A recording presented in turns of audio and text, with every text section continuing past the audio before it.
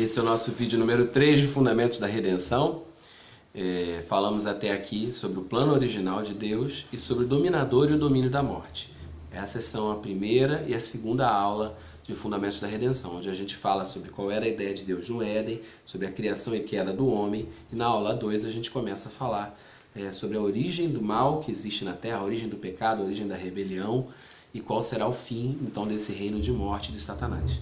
Na terceira aula, diante da urgência de falar sobre o que o pecado causou na humanidade, sobre toda essa malignidade que entrou, essa rebelião que entrou através de Satanás, na terceira aula nós falamos sobre a necessidade que o homem tinha de um mediador, porque o homem não poderia resolver esse problema tão grande de pecado sozinho. Efésios capítulo 2, versículo 2, fala que nós outrora andávamos segundo o curso desse mundo, segundo o príncipe das potestades do ar. Então, Satanás agora ele não está no inferno, não está no lago de fogo, igual aquelas imagens do pensamento grego, né, que ele reinava lá no inferno. Onde está o diabo hoje, seus anjos, seus demônios caídos? Eles estão no ar, ou seja, nas regiões celestiais, nos ares. O espírito que agora opera nos filhos da desobediência. Então, esse é um entendimento importante para você ter. O lugar onde Satanás está agora é nos ares. E nós não andamos de acordo com a potestade do ar. O que é a potestade do ar? É aquele espírito que influencia. Se você vai para uma determinada região, numa faculdade, num estado brasileiro, você não é influenciado por aqueles demônios que regem aquele território.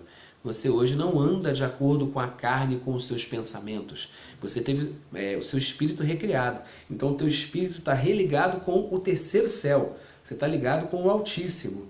Então, independente do que nessa esfera aqui dos ares, de qual a regência espiritual que está acontecendo aqui, você está conectado com o Altíssimo, com o lugar mais alto, com o céu. O homem, então, precisava de um mediador para tirar o homem dessa vida de pecado e levá-lo a uma vida não mais regida pela potestade do ar, mas regida pelo céu, regida por Deus. A humanidade foi contaminada pela natureza de Satanás. Então, quem Satanás era, essa natureza que tinha iniquidade nele, passou para o homem. João 8,44, Jesus fala que ele é o pai da mentira e os homens também se tornaram mentirosos por causa dessa natureza do diabo. João 8,44 fala isso. Também no livro de Jó, eu gosto de ler Jó capítulo 9, verso 25 a 33, e também no capítulo 25, do versículo 4 ao 6, Jó ele implorava por um mediador. O homem do Velho Testamento, o homem justo, necessitava de alguém que mediasse, que pudesse interceder por ele diante de Deus. No livro de Jó nós vemos que o diabo ele se apresenta como o advogado da acusação, o promotor, né? Então o homem queria ter um advogado, ele queria ter alguém que fosse justo e que clamasse por ele. Você pode ler também Romanos capítulo 1, do verso 18 ao 32, e capítulo 3, do 10 ao 18, onde a gente tem ali um retrato do que é a humanidade de hoje. A humanidade sem Deus, a humanidade perversa, o homem caído tentando ofender a Deus com os seus pecados. Todo homem ele tem esse sentimento de que ele está afastado de Deus, de que ele faz coisas erradas. Todo homem tem. Isso é algo que é importante que você saiba até para evangelizar, para falar sobre a redenção com pessoas. Todo ser humano tem medo da morte, até mesmo o mais ateu que você conheça. Há várias lendas que contam aí de que alguns filósofos ateus, perto da morte, eles clamaram por Deus, porque eles não sabem, se eles não creem que vieram de Deus, eles não sabem para quem eles vão. Se você não sabe de onde você vem, como explicar para onde você vai? Então, toda a humanidade tem medo da morte, toda a humanidade tem consciência de pecado, toda a humanidade tem medo do julgamento.